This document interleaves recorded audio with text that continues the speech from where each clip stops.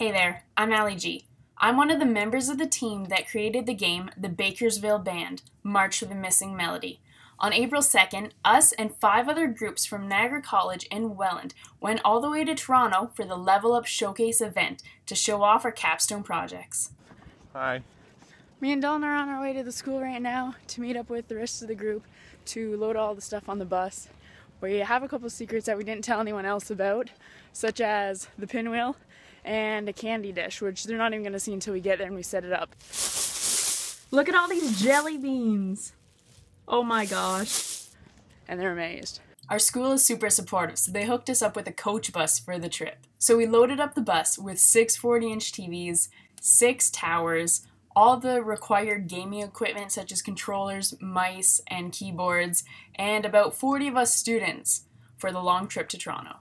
This was the 5th annual Level Up event, but many of us had never been to one before, so we didn't know what to expect. It's a little intense. Make it as tall as the ceiling. I think that's as tall as it goes. Dalton's dad hooked us up with a banner that was 6 feet tall. For a bit of comparison, check this out. And I'm 5'7". Dalton, how's that up? It was stressful.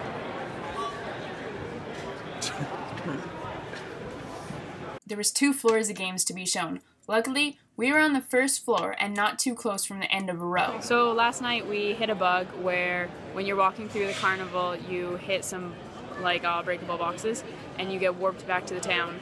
So now we have Julie working on it, trying to fix this. It only happens in the build and when you don't cheat. So it's really hard for us to figure out what's going on because it's a 3rd level, so we've been cheating to get there. So we're trying to get it done. We're on a bit of a time crunch. We got maybe 45 minutes to 50 minutes until judges come. So we want to get this done. If we can't, we'll try to avoid it when the judges come, I guess. The night before, we'd been up until 3 or 4 a.m. working on perfecting the build. So we might not have wanted to admit it, but we're all a little tired. Partly tired, partly not.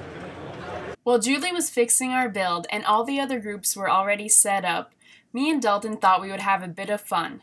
Okay. We're going to go over to Ryan's group and we're going to try and turn off this TV with this remote. Since the TVs the school provided were all the same, they all had the same universal remote. So we became a bit of pranksters. Hopefully they don't know.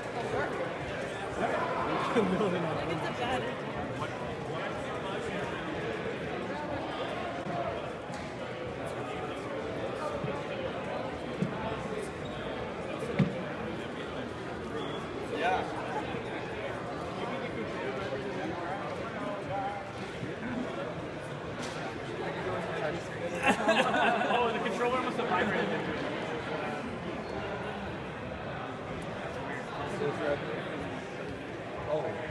Or maybe somebody has the same frequency. Because I remember when Jacob... That's gonna be fun. Just walk around with it. Just walk around with the phone. I brought my TV to Ryan's house, and didn't even touch I was it. playing with my friend, and he would turn on his TV and then turn on mine. And we were saying different things. What are you doing? Yo, can I go around for the run?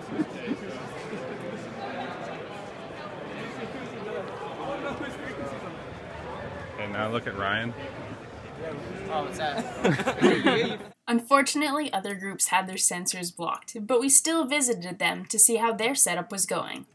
Archer's Paradox was 1 row over from us. They were all set up and enjoying some of the complimentary pizza. After Julie edited out the bug, we thought we would do a quick speed run just to test it and make sure. Cody, one of the level designers, who is familiar with the clock tower level, did his best.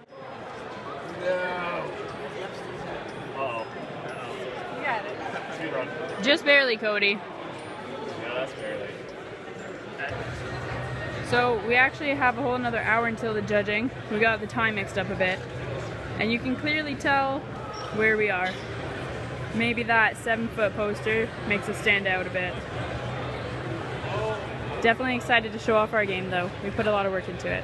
After our major crisis was averted, we still had some time before the judges were coming around, so we thought we'd walk around and check out some of the other games.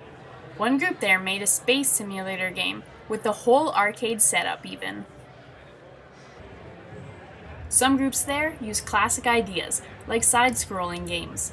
Meanwhile, some other groups used entirely new ideas, such as this one group that had a controller, a rock band drum kit, and a DDR dance mat. We were so concerned with our own game and when the judges arrived that we didn't even begin to notice when the judging was done and when the public started to come in. Soon enough, the room was overfilled with people on both floors, all crowding around trying to play the new games. Luckily, our tall banner and our bright-colored shirts made us stand out in the crowd. A few of us from the group brought our own business cards. We were ready to mingle and get our names out there. As important as the awards were, the speeches were important too. Some of them were quite inspiring, and some of them were just funny. It's important to touch the lives of developers and developing developers, and I'm sure I touched many of you tonight with my arms. I think I'd like to thank Jesus because, we have tomorrow off because of him. And those of you who have Monday off, thank God for his resurrection.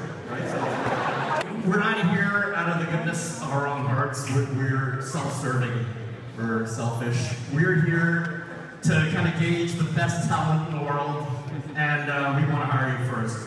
And that's honestly a big part of the reason why we're here.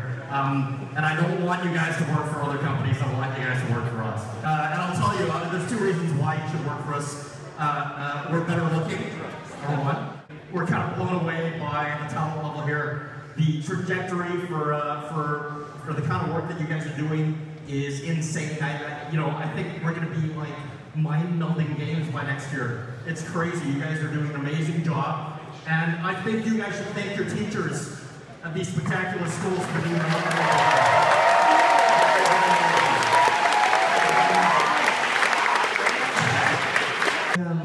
Talk about myself?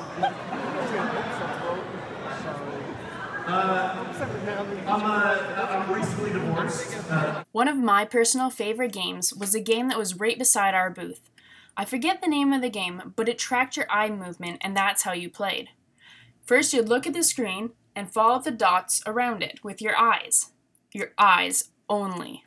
And then, the character in the game would move forward and enemies would appear on the sides. Now, instead of using a controller or using a keyboard and mouse, you would just look at them.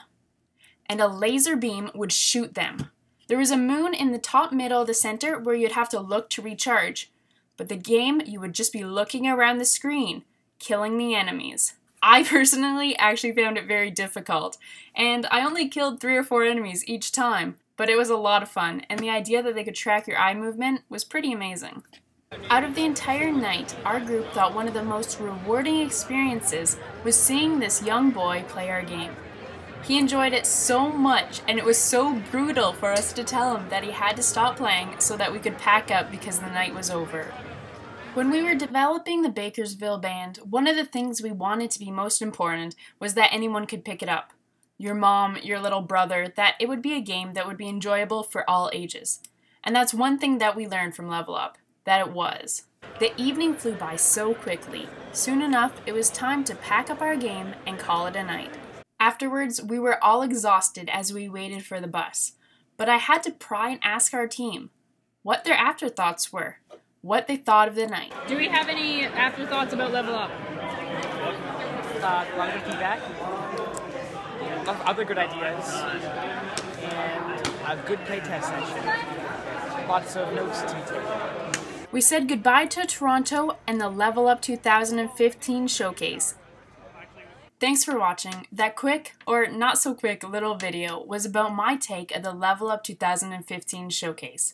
If you'd like to see more of my work, you can check out the rest of my YouTube channel, or you can just check out my portfolio online at alisongaines.com.